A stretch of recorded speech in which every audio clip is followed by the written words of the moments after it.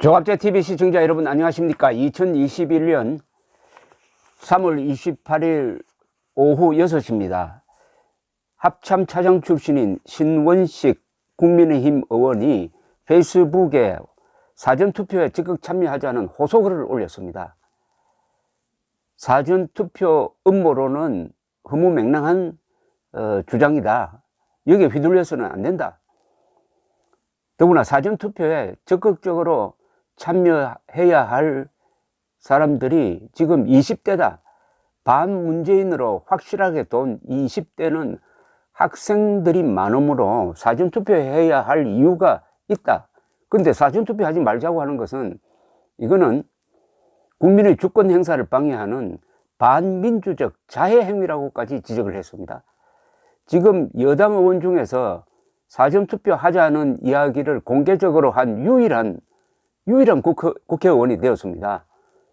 그동안 미래통합당 시절부터 이 야당은 사전투표 부정을 주장하는 사람들의 목소리가 워낙 거세니까 저게 아닌데 하면서도 침묵하고 있다가 보니까 마치 사전투표 부정론에 동조하는 것처럼 되어버렸습니다. 그래서 어정쩡하게 있으면서 사전투표 하자는 이야기를 지금까지 못하고 있다가 어제부터 이제 본격적으로 사전투표가 승부를 좌우합니다 라는 이제 캠페인을 벌이기 시작을 했습니다. 뒤늦은 느낌이 있지만은 이번에 사전투표는 매우 중요합니다. 사전투표에 이겨야 본투표에도 이길 수가 있습니다. 투표를 높여야 합니다. 지금 박영선 등 이 민주당 진영은 딱 벼르고 있을 겁니다. 아마 내일부터 사전투표 본격적으로 들고 나올 겁니다. 그렇게 했을 때 미래통합당의 전통을 이어받은 국민의힘이 어정쩡한 자세를 취하다가는 아주 이게 곤란하게 됩니다. 사전투표 붐을 일으켜버리면은 좌파가 조직 동원이 가능해지는 겁니다. 조직 동원을 본격적으로 하기 위해서 그 불쏘시개의 역할로 사전투표를 들고 나올 겁니다. 근데 사전투표는 이명박 정부 때 법을 만들고 박근혜 정부 때부터 사전투표를 한 겁니다. 이게 무슨 부정이 있다고는 황당무계에다가 혹세무민하고 기상천외한 이런 짓거리를 한 이 자칭 우파 유튜버들이 과거를 씻으려면은 사전투표를 적극적으로 권장하는데 동참해야 합니다. 그러지 않으면은 딱 두 가지 선택이 있습니다. 국민의힘 사전투표 동료를 반박하고 나오든지, 그럴 용기가 없으면은 사전투표 하자는데 동조해 주시기 바랍니다. 우선 이 신원식 의원의 이 글이 아주 논리적으로 왜 사전투표를 해야 되는지를 자세하게 설명하고 있기 때문에 한번 소개를 해드리려고 합니다. 4.7 서울시장, 부산시장 보궐선거 사전투표일이 다가오고 있습니다. 오는 금요일, 토요일입니다.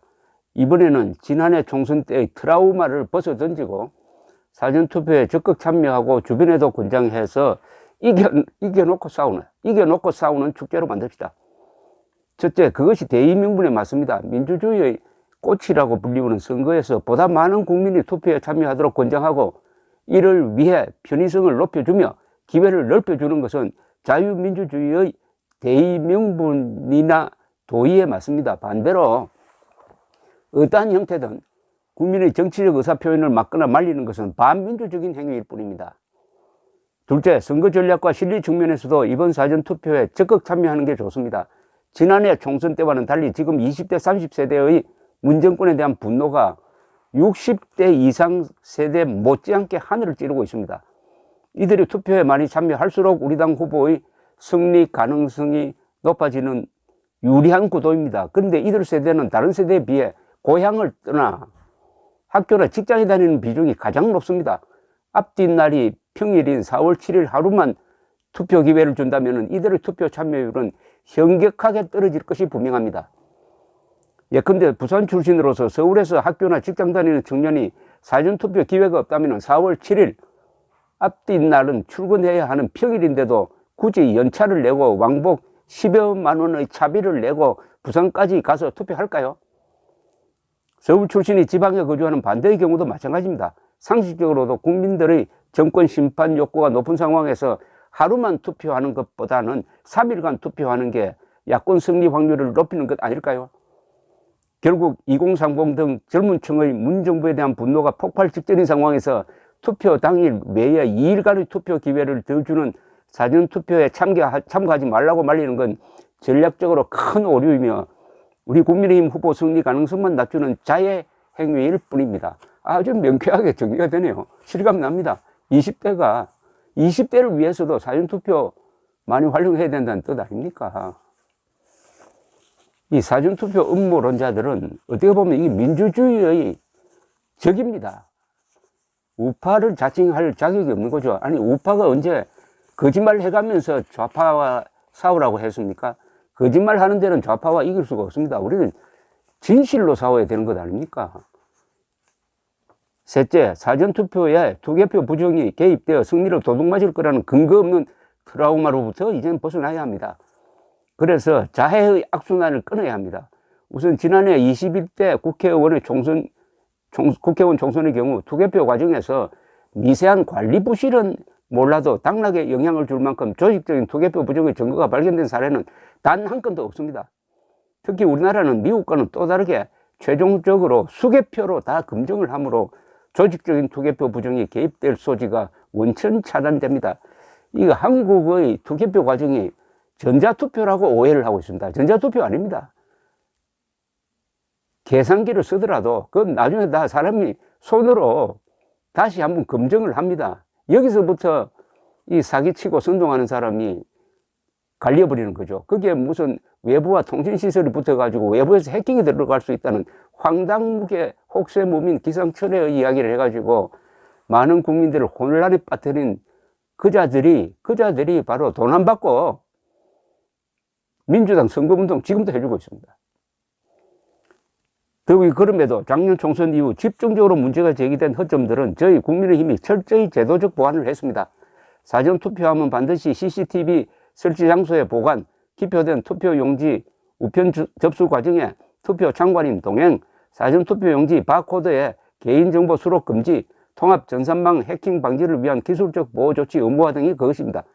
무엇보다 작년 총선 때는 보수층 일각의 사전투표 불참운동으로 우리 지지자들은 사전투표를 외면한 반면 당시엔 문정권 광팬이 대부분이었던 2030과 40대들을 중심으로 민주당 지지층이 대거 사전투표에 참여했다는 팩트는 누구도 부인 못할 것입니다. 결국 투개표 부정보다는 바로 이런 이유 때문에 지난해 총선에서 여야 간 사전투표 득표율과 본투표 득표율이 극명하게 엇갈렸던 것입니다. 요거를 아주 식자우왕급의 이 무슨 통계학자들이라든지 이런 교수들이 나와가지고 통계상 있을 수 없다. 왜 있을 수 없어요? 작년에는 문재인 지지층이 사전투표로 몰려가고 문재인 반대층은 사전투표를 기피했으니까 사전투표에서 압도적으로 여당표가 나오는 게 상식적인데 그게 있을 수 없대요.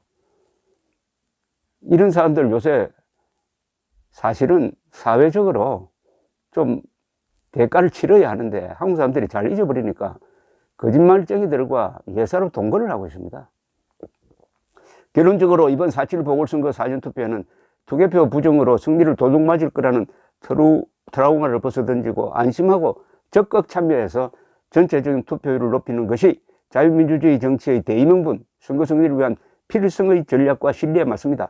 따라서 본인은 물론이고 주변에 사전투표든 본투표든 반드시 참여하도록 독려해 주실 것을 다시 한번 간곡히 호소드립니다. 그것이 이번에 필승 압승해서 문재인 정부를 엄중 심판하고 내년 대선 승리를 통한 대한민국 구하기의 교두보를 만드는 지름길입니다. 제가 이걸 소개하는 것은 국민의힘 후보를 많이 찍으라는 차원이 아닙니다.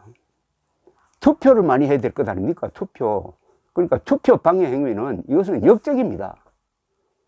투표 행위 방해는 이거는 민주주의 파괴 행위입니다. 용서할 수가 없어요.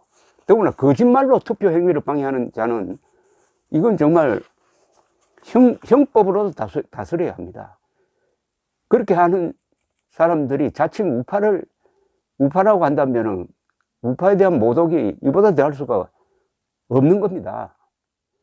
투표는 전투입니다. 지금 이 자유를 지키고 자유를 되찾아오려면은 민주주의가 없으면은 총 들고 싸워야 합니다.